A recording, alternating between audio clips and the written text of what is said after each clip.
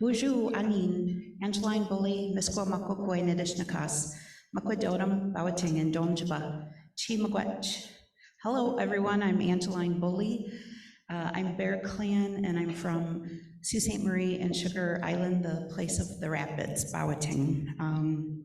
It's an honor to be here with you, and I dedicated my second book to you, to people that are working to bring our ancestors home.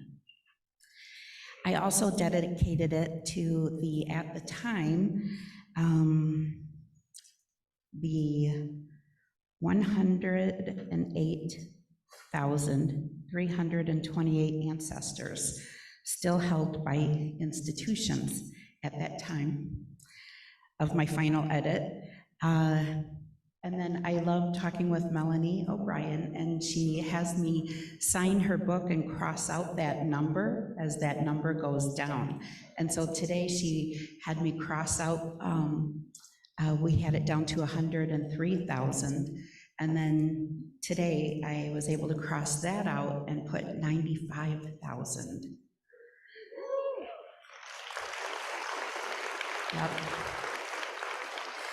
So 13,000 ancestors have been returned since the time that my book has been out.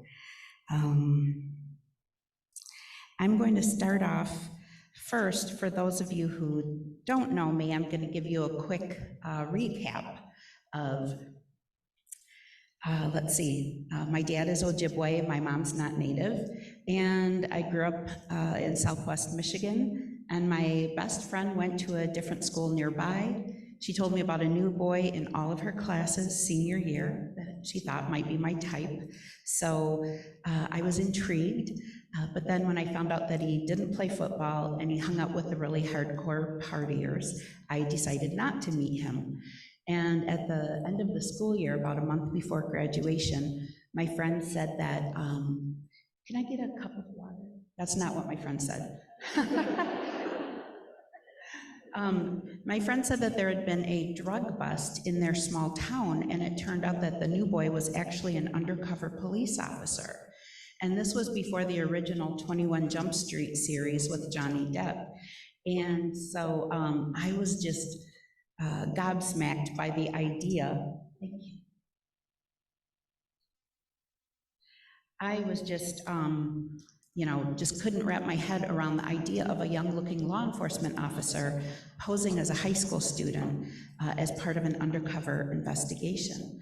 And I thought, what if I had met him? What if we liked each other? Or that he needed my help? Because I grew up on mystery thrillers and the CBS soap operas, so my mind always goes to interesting places. And then just the spark of an idea of why would some undercover investigation need the help of an ordinary 18-year-old Ojibwe girl?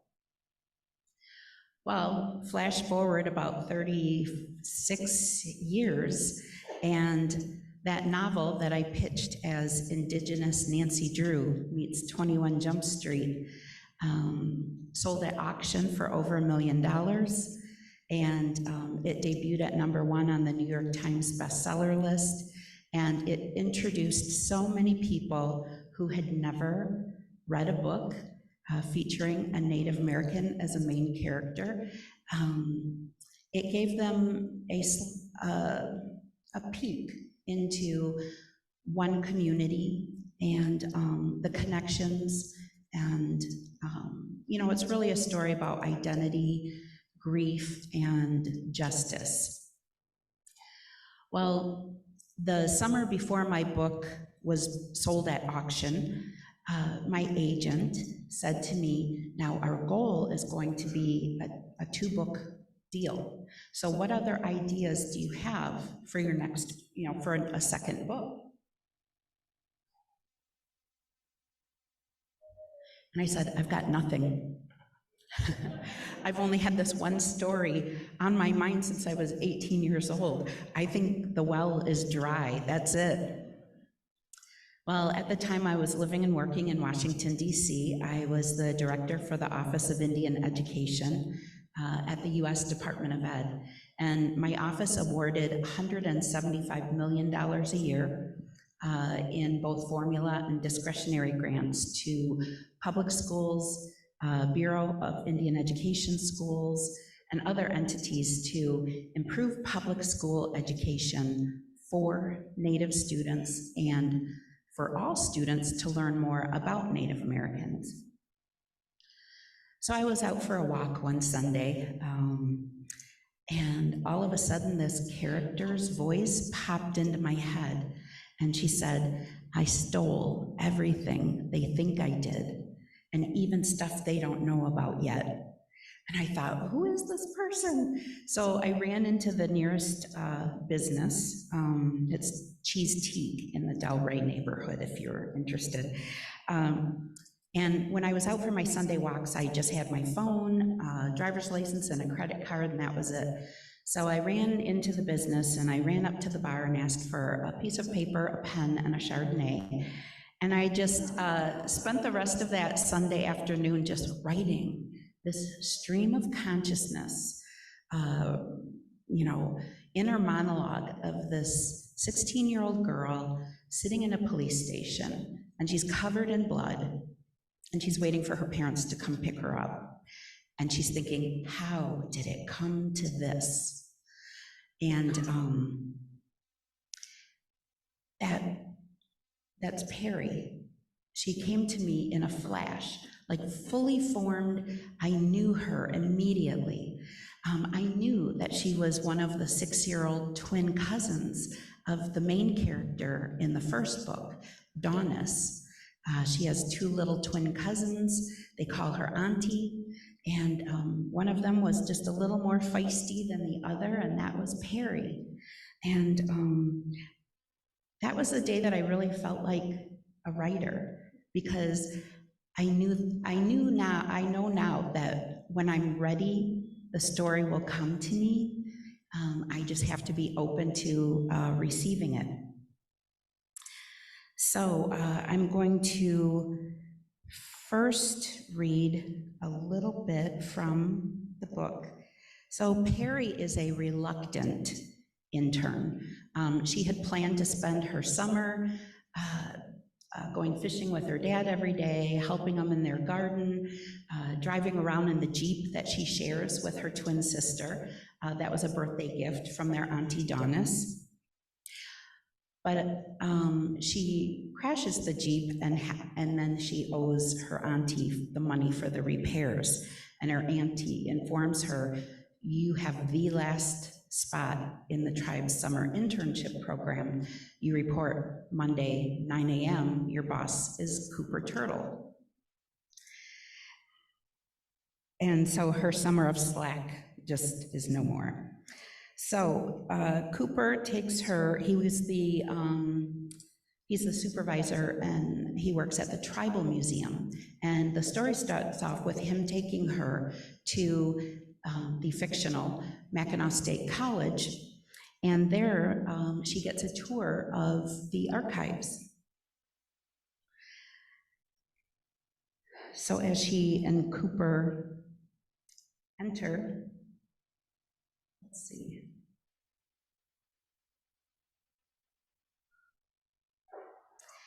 So, "Mr. Turtle, it's good to see you again. Back to see my girl?" Cooper's jaw clenches an instant before replying, "Yes, please. But first I'd like to introduce my intern, Perry Firekeeper-Birch." "What a pleasure to meet you, Miss Birch." He holds out a white-gloved hand. "It's Firekeeper-Birch, but you can call me Perry." The curator takes a metal box from a nearby shelf. He sets it on a large stainless steel table. The box is 3 feet in length and half as wide and deep, with a hinged lid. He stretches the end of his faculty badge lanyard to use a key on the padlocked hasp of the box. Before continuing, he digs into his breast pocket for a pair of half-moon reading glasses. Once they're perched on the tip of his nose, he lifts the lid of the box. Inside is a large bundle wrapped in tissue paper. The curator unwraps the bundle reverently. Breathe, Cooper instructs. I do so, immediately realizing I've been holding my breath to the point of lightheadedness. I take in unfamiliar scents. Auntie would know. Her sense of smell is like a superpower, but she knows a lot about chemicals and stuff. Bones, a skull, or rather a cranium, long sturdy leg bones along fragments of slender ones that might be from an arm. A thick curved section that I realize is part of the spine. There are smaller tissue-wrapped packets. I glimpse a few of the labels: teeth, left hand, and AFO. This was a person. I've seen and heard the term human remains at least 100 times today, but it registers differently now. The remains of a human being who lived and breathed. Perry, it's my honor to introduce you to Warrior Girl, the curator says proudly. Now, remains are generally disarticulated, but we made an exception for her. Disarticulated? I pronounce each syllable of the unfamiliar word. Cooper answers before the curator can. The bones are separated and stored by body parts, not by individual. His voice is calm, but his eyes sear through me like a laser. There are drawers of crania and others of leg bones. I look down at my bent pinky and wonder if there is a drawer of pinky bones and how many are janky like mine. I force myself to focus on what the curator is saying. She was in her early to mid-20s, or mid-teens, post-puberty, but her hips indicate that she had never been pregnant or carried a child beyond the first trimester.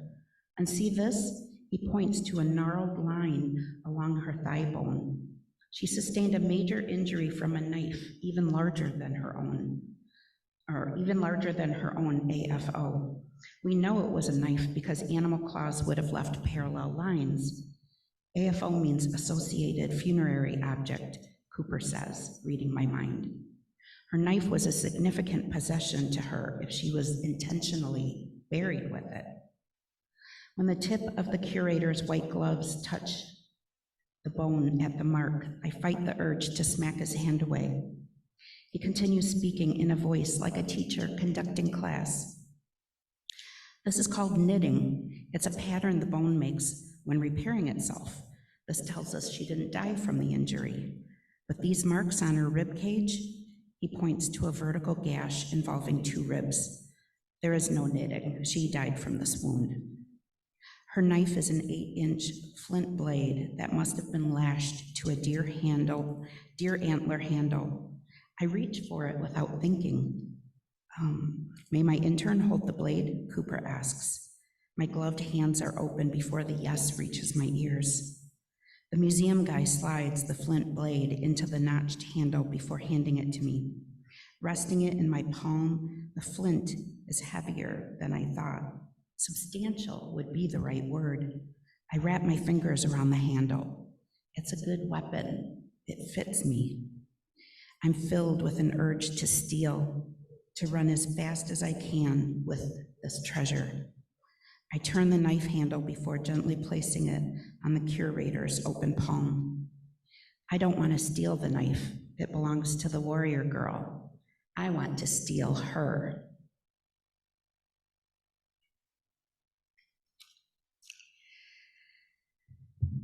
So, Firekeeper's daughter was 36 years from idea and then 10 years of writing before it became published. With my second book, I had 1 year to write it. And since Perry came to me in this very different, direct way, because that 10 years of writing Firekeeper's daughter, a lot of it was me finding the story and figuring out who Donis was.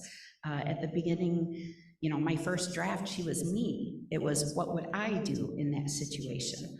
And then when I realized that Donis would have to be much better in chemistry and math and play hockey, and I am good at none of those things, that's when she kind of became independent from me. And but it took a long time to figure out her voice.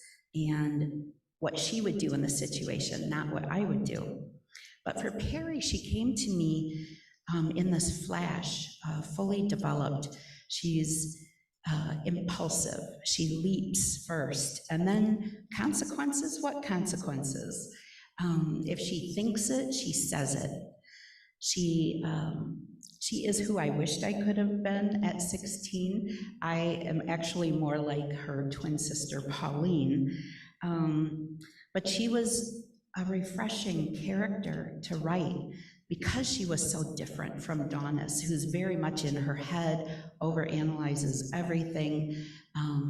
Perry was refreshing, and she has this joyful spirit to her, that this lightness that I felt was so necessary, because the topic of repatriating our ancestors' remains and sacred items, it can be very intense. And so she really was the perfect narrator to bring a lightness that was badly needed. So it took me a year to write, and I had to start with first the pitch. So I pitched it as Indigenous Lara Croft, but instead of raiding tombs, the main character is raiding museums and private collections to retrieve ancestral remains and sacred items. And her being 16, of course, none of her heists go the way that she plans. I'm going to read another excerpt. So Cooper has her do research. She has to get an eBay account and look for, he gives her some keywords to start her off on searching for the items that are listed for sale on eBay. So she's looking at this beautiful, this 2 panels, beaded panels that had been part of a vest. Let's see. Dozens of items, vests, bandolier bags, and belts are listed. Many are beaded in that familiar Anishinaabe floral style. An antique vintage Native American beaded vest, Ojibwe, Cree, Métis, is listed for $2,750 or best offer. 21 people are watching the listing. I zoom in on the pictures. It isn't a full vest, but rather 2 mirrored front panels edged in pale tan hide. The beadwork is a beautiful example of Anishinaabe floral art, a scrolled vine along one side, mirrored on each vest half, vibrant flowers and berries against a backdrop of white beads. Some of the tiny glass beads are missing. The edging is worn, loose threads are visible. The description states early 1900s. This was someone's vest that they wore to special events, maybe even to ceremonies. The seller answered standard questions about the item, its condition, seller notes, handmade, yes, culture, Native American, Ojibwe, provenance, owner history, not available. Cooper used that word. I look up provenance, which means origin or source. Merriam-Webster says it's also known as a history of ownership. How might a true history of the vest read, I wonder? Provenance. This exquisite vest was created for the Magizi clan Ogama when he traveled with other Eagle clan leaders representing their Anishinaabe bands. His daughter drew the design that she, her mother, aunties, and grandmothers took turns beading. They kissed him when he left for a gathering. He never returned, having been killed in a town near the gathering. From there, the vest was sold to a wealthy white woman who thought Indians were beautiful people, more intelligent than society believed.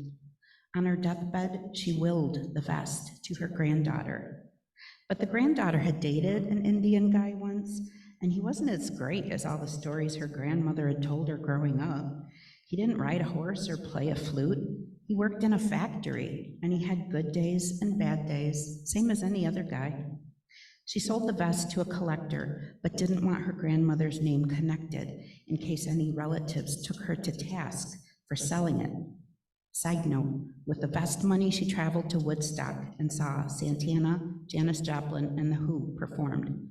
Drenched and hungover, she left before Jimi Hendrix took the stage, but would go on to tell her grandchildren that his performance changed her life. The collector's family lore included the person who purchased it. His family lore included a grandma with high cheekbones who was an Indian princess. When he died, his widow held a garage sale a month later to get rid of all of his junk. The vest sold to a savvy buyer who hid it in a box of clothing and offered her $100 for the lot. When Dances with Wolves came out, the savvy buyer sold the vest for 10 times what he'd paid. The most recent buyer eventually listed it on eBay after his 23andMe ancestry results showed no connection to Indigenous peoples. Shit, maybe my twin is right. I'm a negative person. So that was just me kind of, thank you.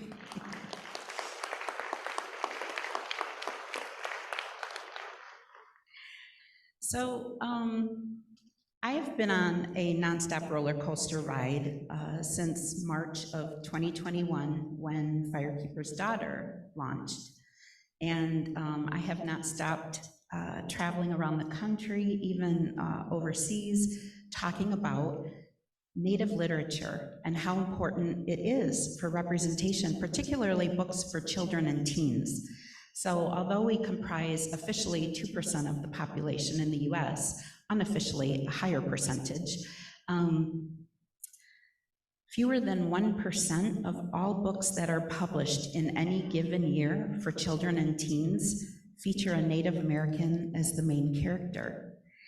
And when the Cooperative Children's Book Center out of the University of Wisconsin-Madison, they started analyzing data about books for children and teens. In 2002, they started separating out the data of books about Native Americans and books written by Native Americans. And what we saw in 2002 is that 9 times out of 10, it was not a Native person that was getting the book deal. We come from storytellers. Storytelling is how we survive. And so, but it was not us being able to tell our stories. Publishing is a business, and so it's actual literal whitewashing to have a non-Native person write a book about a Native community and maybe tone down some aspects that they consider too controversial, too cutting edge for a book. And yet, many times, a person who is not Native will write a story and include all of our trauma, but none of our joy. And that, to me, is the reason why representation in literature for children and teens especially is so important, because Firekeeper's Daughter and Warrior Girl, yes, they're about hard-hitting issues. They tell unpleasant truths about my community that many other communities also experience. But they also share about the connections that we have with one another and about the joy and the laughter and the role of elders in our community. So in both books, elders play a really strong role. They're not just window dressing, they're like active parts of the story. And I speak so often about both books, and I hear this so often. People say, I didn't know about this. I didn't know that's what a reservation was like, or I didn't know that's, what it's like in school, what students go through. And with Warrior Girl, I never knew that there was a federal law that institutions are to be returning ancestral remains and these AFOs. And once they do, I challenge them. I say, why do you think it is that you didn't learn about this? We need to be telling our stories, not just our history, but we need to be telling stories set in the now. And I love the stories that are set and imagine us in this future. I'm going to read one more, I'll do one more reading, and I do want to leave time for some questions. I really like to do audience Q&A. So Cooper takes Perry to the office of Dr. Fenton, who works for the fictional college.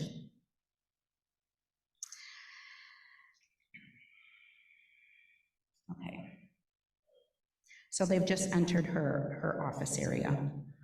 Dr. Fenton grins and gestures like a game show host, revealing a hallway of rickety metal shelving units packed to capacity with storage bins, cardboard boxes, and, Jesus take the wheel, several fruit boxes. It seems ridiculous that a box originally for shipping bananas might now be filled with bones or cultural items. More boxes are stacked on the floor, practically blocking the hallway. She must have to squeeze in sideways to reach the rest of her office. A university professor passed away, and the university found some boxes of his, and they opened them, discovered that they were old items, and brought them over to Dr. Fenton's office. She says, here, his boxes are on the floor, but I still haven't finished a proper inventory of my own items. Her items, I thought, she doesn't own them. As I mentioned in the meeting, I need more time to finish the inventory, she says. More time? I'm about to get in her face when I catch Cooper mean mugging me. There is no misinterpreting his clenched jaw and furrowed brow. Cooper, you know NAGPRA didn't include appropriations for institutions to complete the inventories. I'm responsible for the museum's collection. You know I do my best, but I cannot be more specific in describing the items in the inventory without the time and resources to properly catalog them. She motions to the boxes on the floor, and as you can see, we get an overwhelming number of additional items. She hands a box from the floor to Cooper, telling him to give it to me. Give it? As in take it back to Sugar Island, I ask? No, dear, wouldn't that be an unorthodox repatriation? She's the only one who laughs. Let's see what's in these boxes. It'll be like Christmas. The box is very light. I use my nails to pick at the packing tape when an odd feeling comes over me, as if I were tuning Pop's old radio, and the static just became a crystal clear signal. I glance around for a source. Cooper and Dr. Fenton are each opening boxes, but don't seem to feel anything odd. If you need any help completing the inventory, my supervisor begins, I'd be happy to gather our volunteer committee for, she interrupts. That's kind of you, but I need a highly skilled assistant. I fight the urge to throw the box at her smug, highly skilled head. Instead, I open the box to find 4 baskets woven from black ash and accents of braided wingash. I pick one basket and hold it to my nose. Maybe I'm only imagining the faintest whiff of sweetgrass, because how could that soothing scent linger for decades? As I tip the basket to check for a signature along the bottom, a soft rattle calls to me like a lullaby. Something is inside. I look up. Their backs are to me as I look through the contents of one box together. I turn my back as well and gently pry the snug basket lid from the base. The basket is filled with flat, almond-shaped seeds, some type of squash. I tilt the base until a dozen or so seeds slide into my palm. My heart races from the thrill that I might be holding heirloom seeds from a variety that hasn't been planted in decades, or maybe these were handed down over several generations. Maybe they're even ancient. If the basket was stored somewhere cool and dark and dry, the seeds might be viable. Dr. Fenton, Cooper begins, the Sugar Island Ojibwe tribe accepts funding requests twice a year from local governments and nonprofit organizations. They recently voted to expand the eligibility to include Mackinac County. I'd be happy to help you submit a request on behalf of the college for a collections assistant. What a wonderful idea, she exclaims. But Cooper, why limit ourselves to just one collection assistant? We could request an entire team. We'd complete the inventory and conduct our tribal consultation sessions. We could model a process that could be presented at conferences. We could become the premier institution for NAGPRA compliance. Dr. Fenton's ambition fills the room like one of my dog's atomic farts. I've heard Wendigo stories my whole life. A Wendigo is a greedy cannibal that grows larger and more powerful with each person it consumes. This is the first time I've watched one be born. With my back still turned, I gaze upon the ivory seeds cupped in my palm. They look like eye openings, staring back at me. Cooper reasons, well, it might be better to start with a more modest request. Nonsense, Dr. Fenton declares grandly. Let us aim for the stars. I slide the seeds into my own pants pocket. They might be the only items to get repatriated in my lifetime.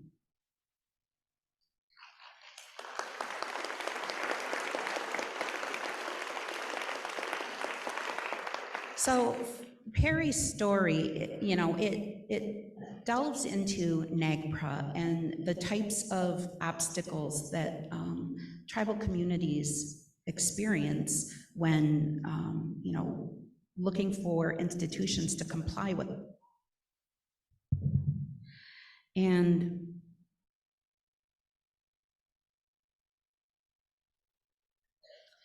But it also delves into the ownership of Indigenous bodies, both in the past and in the present. So while Perry is learning all things NAGPRA, a number of women in her community are going missing. I wanted to draw that connection between ownership over Native bodies, past and present, and the obstacles that we face from institutions and bureaucracies and silos, from working together and bringing missing people and stolen ancestors home. Perry's story is also about that call to activism that our young people feel. They're called to act, to right the wrongs, and yes, they're going to make mistakes along the way. Thank God there was not Facebook or TikTok when I was Perry's age, because let's just say it's a very good thing that our youthful shenanigans and missteps did not get recorded. So it's imperative that we mentor young people, that we bring them into museums, into programs, into workplaces, into different places in our tribal communities, and when possible, also in the communities outside of our, beyond our tribes. It's important that we mentor them with their best interests in mind, and that we, like writing young adult, I feel like a lot of my stories are, of course, adult crossover, but at their core, they are written for a young adult audience. The difference is between adult and young adult is a young adult author has this almost like a Hippocratic oath to first do no harm.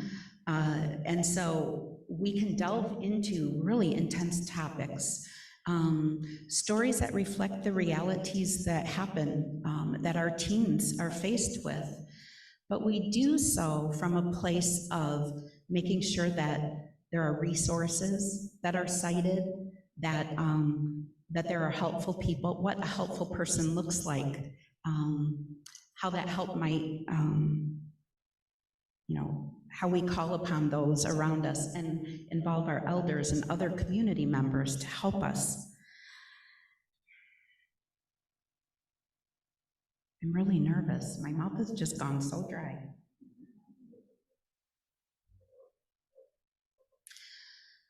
But as Perry learns, as she has to encounter first one supervisor, and then a different supervisor, and then a different, not all mentors serve the student or the young person that they don't serve their mentee.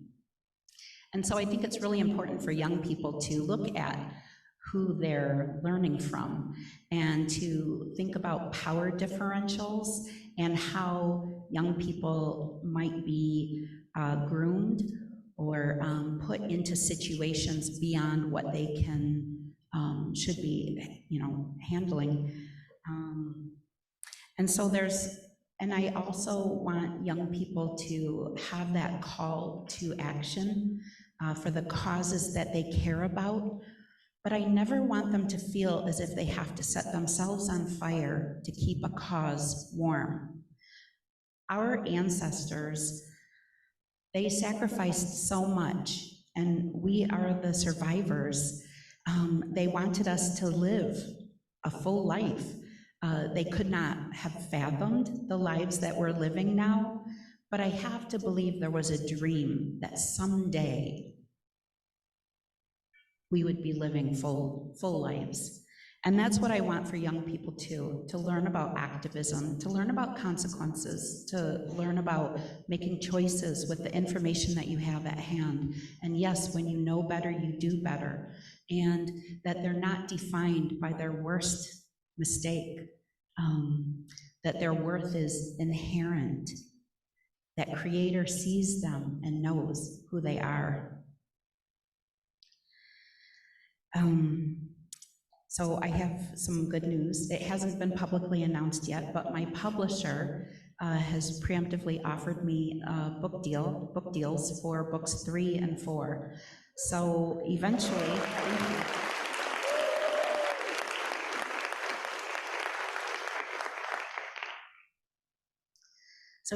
it'll be a 4-book set of connected stories, nothing a sequel, but familiar faces along with new main characters. Firekeeper's Daughter involved the element of fire, Warrior Girl Unearthed, the element of earth. So we still have air and water. And I know that for my next book, I will be looking into the Indian Child Welfare Act. And I write stories with the hope that it helps people to reconnect.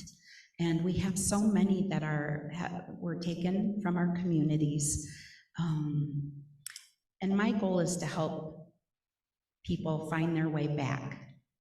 In our community, when we're doing a feast, we do our spirit plate and we set that out. But a lot of times we'll also do fix a plate and set it at a table. And that's for those ones that got adopted out or left for boarding school and never came home. Or like the tribal chief that Perry supposes left town in a beautiful beaded vest and never returned. I hope that you always keep a plate at your events for those, because they want to come home so badly, and they're so afraid of doing something wrong that they're scared to do anything at all. And so I hope that my books are helpful in opening that door and helping people find their way back. With that, I'm going to open up to some questions. So, first, so Firekeeper's Daughter, I sold the film rights to the Obamas for a Netflix series, and everyone wants to know what the status is of the Netflix series, and it is on pause. We were in a really good situation before the writer's strike, so the showrunner and the head writer, Winona Wilms from, I believe she's Red Cliff Band of Ojibwe, they had completed a script for the pilot episode that everybody was on board with. The next step would have been to assemble a writer's room, 4 to 8 more writers, to finish the scripts for the rest of the first season. Well, the writer's strike happened, and so everything was put on pause, and now we're getting down to the wire in terms of the option period that they have for Firekeeper's Daughter. And so now that the writer's strike has been resolved, it's just a flurry of whose projects are going to get moved to the front of the line. So that's where we're at with that. Question? Yes.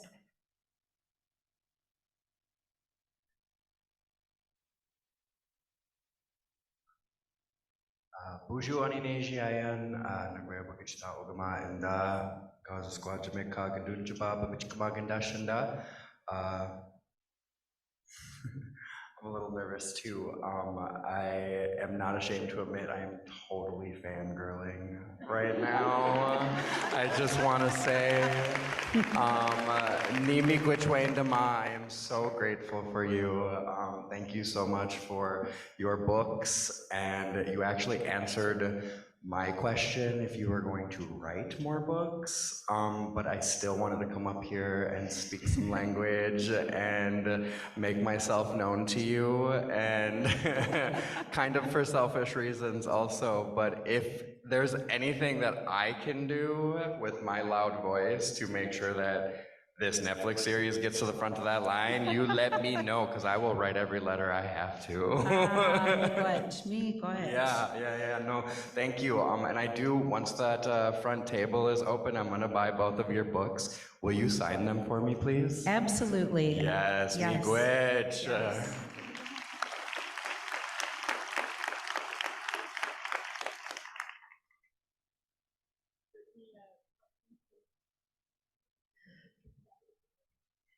Pisha Womo, Roshan Downs. I'm from Fallon, Nevada. I am a member of the Fallon Paiute Shoshone tribe, and I'm very proud of that. Last year we were able to sit together at the same table, and I got the books, and they really are important to our story. As we sit here in a room with agencies and tribes, and sometimes I feel like as though I'm a traitor because I came from the tribal side. I'm a Tippo, spent a long time working to repatriate Spirit Cave and our ancestors. And then coming to an agency side, and you see the stories and the untruths that were told to the tribes. And so coming from the agency side now, you look at those, and now as tribal people, we're also still trying to clean up a mess of 30 years. And it's an unfair burden that is put on tribal people. And so last year we had elders that spoke, and one line that came in and from the little grandma that was sitting at our table, and she had her little card and teased her about her backup lights. But she came up, and you look at these elders that have worked so hard and continue to work, and promises that were made for expeditiously returning these ancestors. And many of them are not here anymore. And so as you think about the lines that you cross off and saying, how many have been repatriated? But I also think that when we cross out those lines, you also have to think on there on how many haven't been reported and how many are not on that number Because even with my agency, I start out with 15, and I think that's a lot, because one is a lot. But when you look at now, you're almost up to 50. And as we're sitting here in a room with a lot of agencies that have very large collections that say we don't have the staff, we don't have the time. As I listened yesterday to Melanie speak, and we talk about we need more funding, or we need more people, or that's not a percentage of my job. These people are individuals. These are individuals that had families that were put away, and putting back the ceremonies of putting these people back is a hard, and that's not my job. My job is to write the letters or to get them there.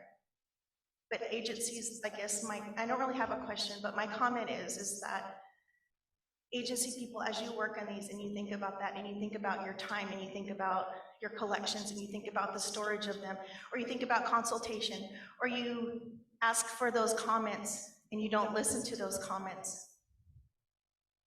When the tribal people tell you something, that's what they mean. You don't skirt around and say, well, can we mitigate it? How do we find a solution? Because the only solution to NAGPRA is to return those ancestors and to find a way and to be determined to find that way and make that commitment and continue to make those commitments. Because one of the lines from last year that really stuck with me, and I live by it now, is that the elder that was up there, and she talks about the character and Perry and wanting to steal those ancestors, because I've been in that way before. I've been in that room where you have those ancestors, all you want to do is pick them up and take them home and run as fast as you can and not look back. The elder said one of the things, she's like, I'm sorry, but I'm not sorry. And that's how tribal people feel when they leave. Sorry, not sorry. So the book is not a fictional story. It is a biography. It is a documentary. It is nonfiction.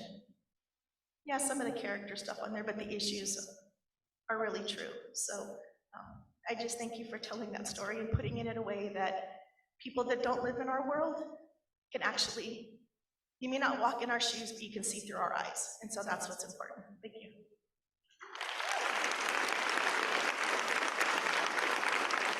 So, like with Firekeeper's Daughter, I had included some, background motivations for 2 of the villains.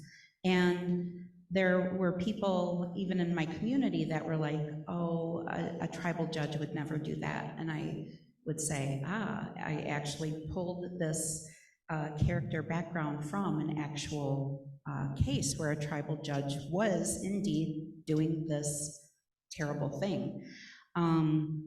I wanted to make sure that I was using things that actually happen, and I did the same in Warrior Girl. So when, Perry comes upon a cereal box full of teeth, that is something that I worked with people that, work in the field, and they told me things that they see in different, offices, in institutions, and I wanted to make sure that those very horrible things that just astonish us to see, that I wasn't making those up. And so in the book, Cooper has Perry look up 5 different items that are available on eBay. And she gets too choked up when she's sharing about the last one. It's a cradle board. And she asks Cooper, how do you do this work when it's so hard, when it's so heavy on your heart?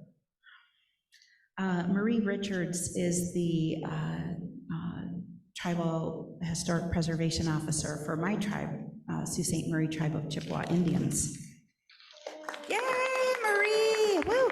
Okay, she sent me an email, and this was the best thing. So she said that she was reading the book. I don't know, I think it was an advanced reader copy, or it was like right, in the beginning. And she said she would read, and then she had to step away and do something else because it was weighing on her heart, all these things that Perry is experiencing. And she said, right after she had read that scene where Perry asks her mentor, how do you keep going? How do you do this? Marie checked her emails, and she had gotten a notice of transfer. So the final step in being able to bring ancestors back home.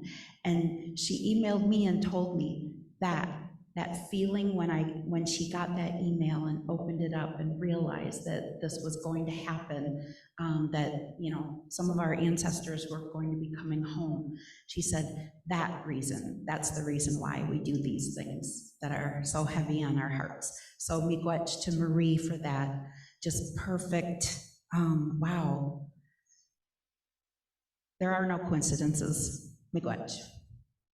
I am getting a resounding from the virtual attendees that Marie is indeed the best. So there are a lot of comments about that. So.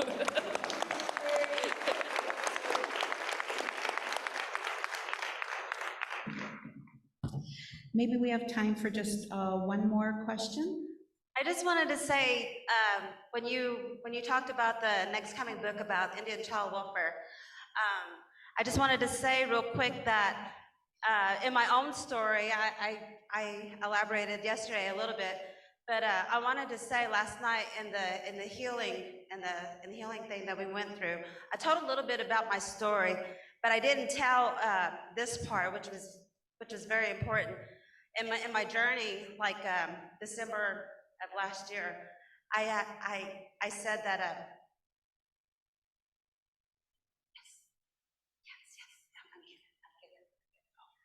And so, anyways, I was revealed that in order to go, because I was suicidal, and I was at that point where I was praying that I didn't want to be here. So I was told that in my journey, I got to know where I came from in order to know where I'm going. And so I wasn't brought up in the Native way. And so this past year, I've really learned about my own people and everything. And so this book that's coming out, I just want to ask that if there's anything that, you know, in my own stories as far as in illegal adoptions and things going out, because I have fought the system here, and I've wrote letters to the DHS, state of Oklahoma, everything, and I've never gotten anything back. And so if there's anything, you know, I can help with, you know, and in my own stories and in my own healing, that I'll be glad to share, you know, because silence isn't healing for a lot of people, or at least for me, it's not. So I just wanted to put myself up there and just say, hey, you know, I'm available if there's anything that I can do. Miigwech for that. Well, as I wrap up, I don't know if you started your event with a land acknowledgement. I wasn't here for the beginning. I can't tell you the number of meetings I go to where there are land acknowledgements or territory acknowledgements. I would just like to say that land acknowledgements are often moving, but rarely impactful. And I challenge everyone who gets asked or invited to do a land acknowledgement to put a call to action there, to offer a tangible act that people can take to make sure that that land acknowledgement does more than just have you feel good and know whose land you're on. Read a book by an Indigenous author. Publishing is a business. More authors like me will get deals if we can show that our books are being read, and it costs you nothing to request a book by a Native author from your library. It costs you nothing to rate it and review it online. It costs you nothing to recommend books to friends and colleagues. That's something tangible that will help writers so that we can change that 9 times out of 10 that it wasn't a Native author getting the book deal. We can turn that around so that we are the ones telling our stories. Miigwech.